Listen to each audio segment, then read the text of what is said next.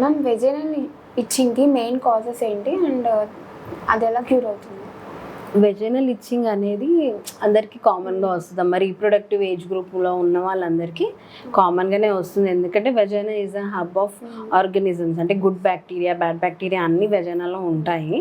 So మనం ఏంటంటే కొంచెం ఎక్కువ స్ట్రెస్ తీసుకునే వాళ్ళు, లేకుంటే వాటర్ తక్కువ తీసుకునే వాళ్ళు, లేకపోతే సమ్టైమ్స్ సెక్షువల్ యాక్టివిటీ ద్వారా హస్బెండ్కి ఏమైనా ఇన్ఫెక్షన్ ఉంటే వాళ్ళకి అది రావడము, వెజైనల్ హైజీన్ ప్రాపర్గా మెయింటైన్ చేయకపోవడం, అంటే యూరిన్ పాస్ చేసిన తర్వాత వాటర్తో క్లీన్ చేసుకున్నాక కూడా వెట్గా ఉంచుకోకూడదు, దాన్ని వైప్ చేసుకోవాలి.